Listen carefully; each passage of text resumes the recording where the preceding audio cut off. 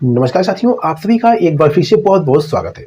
मेरे प्यारे साथियों, आज इस वीडियो का टॉपिक है भारतीय संविधान के महत्वपूर्ण अनुच्छेद।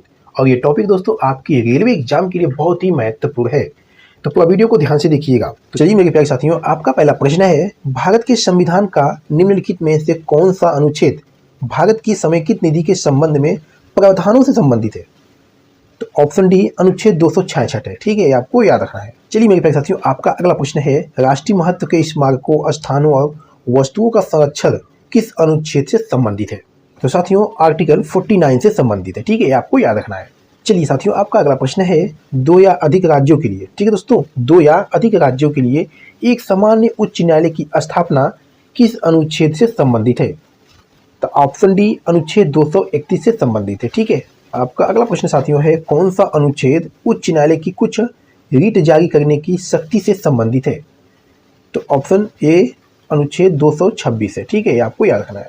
चलिए नेक्स्ट क्वेश्चन है, भारतीय संविधान का निम्नलिखित में से कौन सा अनुच्छेद राज्यपाल को अध्यादेश जारी करने की शक्ति देता है? तो साथियों अनुच्छेद 213 जो है ये राज्यपाल को अध्यादेश जारी करने की शक्ति देता है। ठीक है, ये आपको याद रखना है। नेक्स्ट क्वेश्चन है, कौन सा अनुच्छेद राज्य के राज्यपालों से संबंधित है?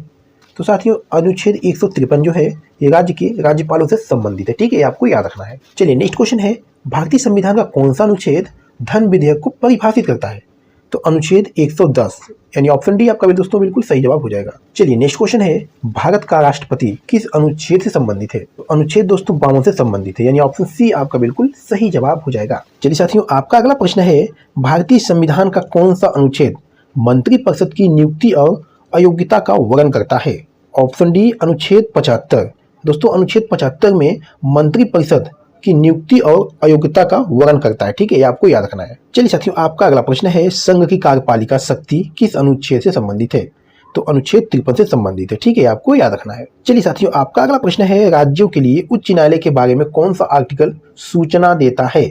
ऑप्शन सी अनुच्छेद 214 दोस्तों। ठीक है, आपको याद रखना है। चलिए साथियों, आपका अगला प्रश्न है, दोनों सदनों की संयुक्त बैठक का प्रावधान किस आर्टिकल में किया गया है? बताइएगा साथियों, बहुत ही अच्छा प्रश्न है। दोनों सदनों की संयुक्त बैठक का प्रावधान जो है ये किस आर्टिकल में किया गया है?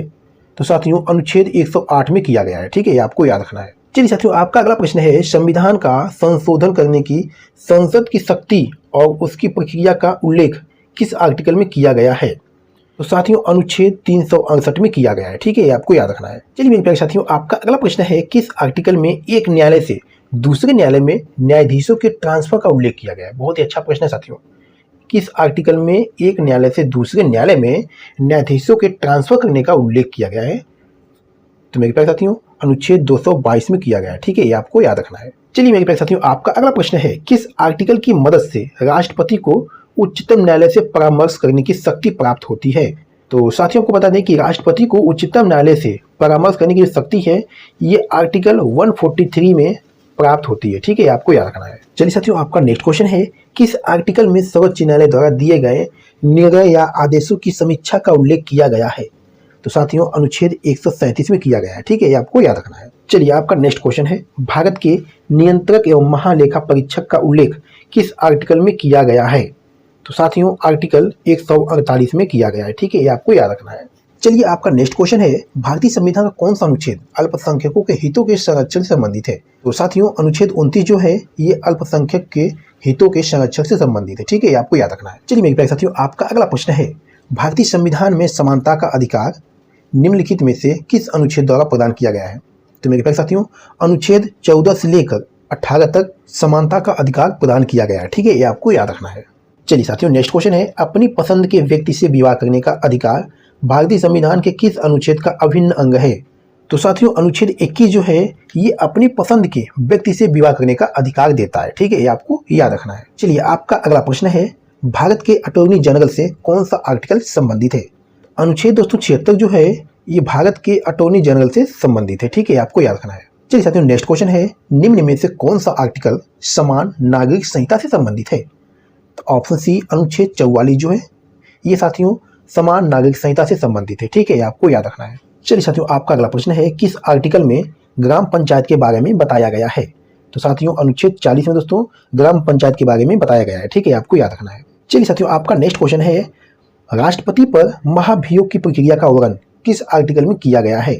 तो मेरे प्यारे साथियों ऑप्शन बी अनुच्छेद 61 जो है ये राष्ट्रपति पर महाभियोग की प्रक्रिया का उल्लेख किया गया है। ठीक है, आपको याद रखना है। चलिए मेरे प्यारे साथियों इस वीडियो का लास्ट क्वेश्चन है, संसद का वर्णन किस आर्टिकल में किया गया है? बताइए इस प्रश्न का सही आंसर क्या बनेगा?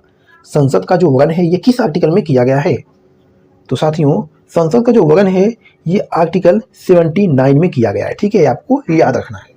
तो मेरे प्यारे साथियों वीडियो को यहीं पर समाप्त करते हैं। आज की वीडियो में बस इतना ही।